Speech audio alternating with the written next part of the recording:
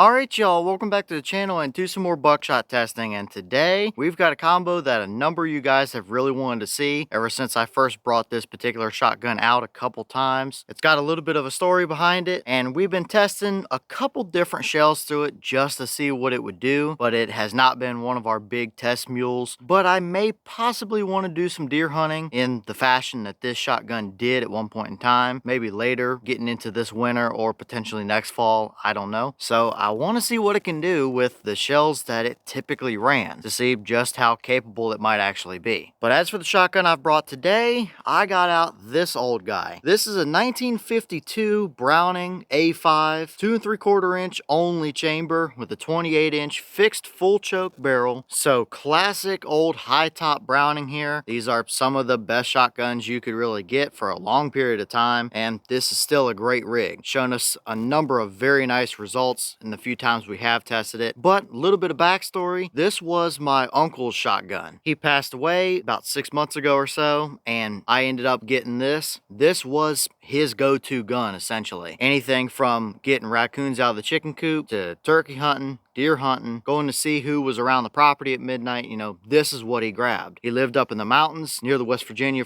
border, so this gun's seen more mountain miles than you could ever imagine. You can see the wear marks on the bottom here and right on the front where the barrel meets the actual receiver, where he carried it around like this and rested his thumb right on top by his side. So it's been there, done that, and has the t-shirt. But if he was deer hunting with it, he was running the cheapo basic Walmart buckshot. Whatever the cheapest thing Walmart had on the shelf, that's what he put through it, and that's kind of what we're going to do today. So for the shells I've got, we've got some of the plain old Winchester Super X loads. They're a 2 3/4 inch 9 pellet double-aught at 1325. Everybody knows these. This is pretty much the standard average. You can get them at Walmart pretty cheap, and every time I saw him load a buckshot round, it was either these or some Federal Power Shocks. Whatever they had on sale, that's what he got. So we're going to see what this combo is capable of at our typical 40-yard range, because if I want to deer hunt with it, I kind of want to do it how he did. So we'll see what it can do. So as for today's test, I'm not going to handicap that old setup at all. It's still going to be our typical 40-yard patterning board. Got the big sheet of paper, got the chronograph, and the templates so we can lay up over our results. Sometimes these old fixed full choke barrels are a little bit of a dud. This one seemed to be pretty good so far, so I've got decent hopes for it. But to be fair, he didn't really kill a lot of deer. He shot at a lot of deer, so I don't know if it was him just missing or if it's the shotgun just patterning terribly with buckshot. But we're gonna find out, at least with a combo that he would have used. So let's get you guys a view of that target. We'll take our shot and we'll see if this is a setup that I might be able to go out and hunt with as well.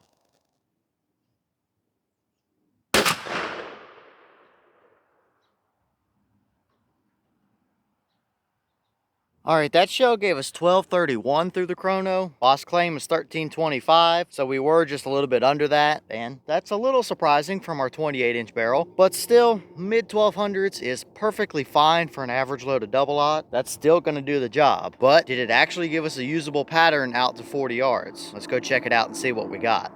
Alright, so now we're down here at our 40-yard paper, and we definitely saw some pretty interesting looking results. The paper is 36 inches wide, white dot was the point of aim, and we had most of our pattern kind of right around the white dot. That's a decent spread of them, although obviously there is a little bit of a void right in the middle. However, we did string 3 pellets way off up here in the top left. So a little bit of splotchiness, a little bit of stringy stuff around the edges, not a super even spread of pellets, and usually that's what a fixed full choke is pretty good at, is a pretty even spread. Even if it's not the tightest patterns, usually it throws a pretty uniform pattern. But I did measure everything. We had all 9 pellets on the target. Our farthest 2 points across, which is that farthest right pellet to this farthest left pellet up here, is 22 inches, but we had 15.5 inches for these bottom pellets right here. That bottom 6 right around there being 15.5, that's pretty decent. I just wish we had had those other ones with it. So I would say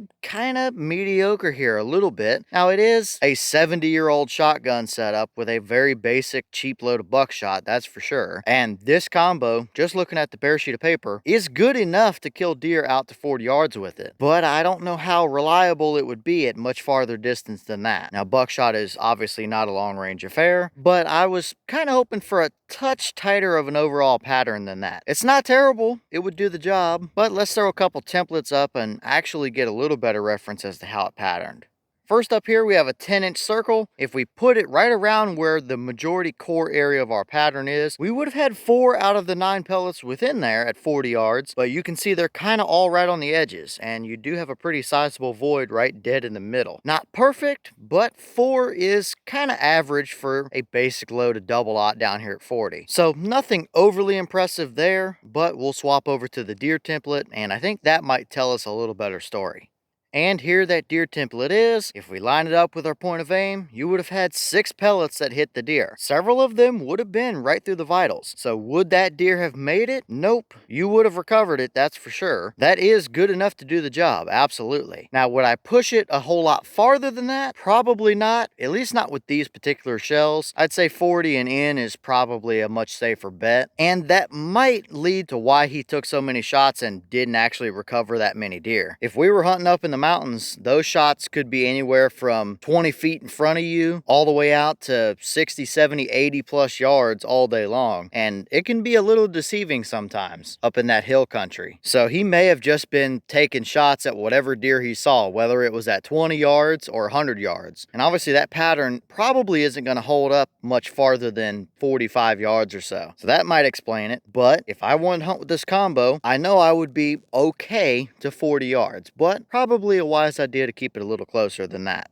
And for those curious, here is the pig template as well. I don't think I'm going to be doing any hog hunting with this combo here anytime soon, or potentially ever, but it's not impossible, I suppose. But for those curious, it's pretty much the same story. 6 pellets. That little tear at the top is just from where I had our 10-inch circle pinned on the paper. So yeah, it would do the job. And if I saw a coyote or something, I would probably be able to get a pellet or 2 in him as well if I was out deer hunting with this combo. So overall, compared to a big fancy modern shell from a $1,000 shotgun today or anything like that, I don't think this is nearly as good. I mean, we've seen patterns down around the 10-inch mark at 40 yards, and this is clearly not that. But that's not to say that this is not absolutely deer hunting capable. There's been thousands upon thousands of deer, if not millions of deer, taken with an old Browning A-5 fixed full choke and buckshot, and it did the job back then. It would still do the job today as well. You just have to limit yourself and kind of know your ranges a little bit,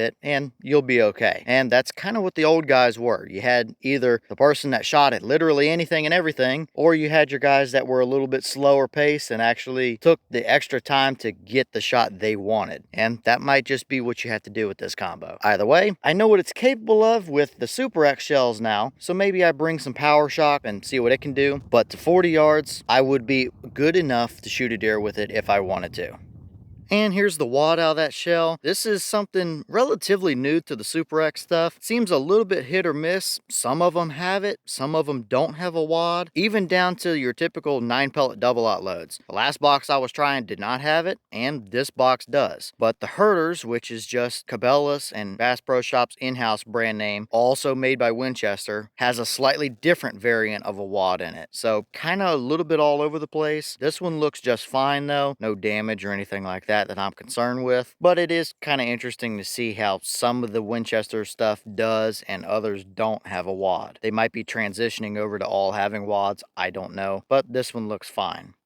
Alright y'all, well, what did you think about that performance right there? Like I already said, it's a 70-year-old shotgun with about as cheap baseline of a shell that you can really get. So all things considered, I would say that is decent. It's a perfectly usable pattern, but it does still have its limitations. And like I also said a second ago, that kind of combination has taken thousands and thousands of deer, so there's no reason why it can't still do the same job today. Deer haven't changed very much, I can tell you that, so it would still work, but that doesn't mean that I wasn't hoping for a touch tighter or at least a touch more consistent pattern. If we had one or two of those pellets up there, kind of down here with the rest of them, or one right through the middle right there or anything like that, I'd be a little happier. But for what it is, I don't think we have a ton of room to complain about that pattern. Could have been way worse, that's for sure. But leave all your thoughts down below. Is that about what you expected to see? Were you a little surprised one way or the other? Do you have an old Browning A-5 and have you run buckshot through it or hunted with it or anything like that? And if so, what kind of results have you seen from it? Is that a pattern or a combination that you would ever deer hunt with? Or is it just a little bit too broad or too splotchy of a pattern for you? Would you limit your ranges or be perfectly confident out to 40 plus with that kind of performance? And maybe what other shells do you want to see me try through that old A5? Like I already mentioned earlier in the video, it's not going to be a test mule for us because it was my uncle's shotgun. It's a 70-year-old gun. I don't want to be running all kinds of modern steel and TSS and everything else through it. It's one of those that I just bring out on occasion just because I feel like it type of deal. But you can maybe let me know what other shells you might want to see me try through it and we'll see what happens. But with that being said, I've got some more testing to get done for you guys, so I'm going to get back to it. As always, you have the channel Instagram as well as the mailbox where you can send stuff if you'd like. All the information will be in the description if you're interested in it, but I'm going to get back to it, so I'll see y'all in the next one.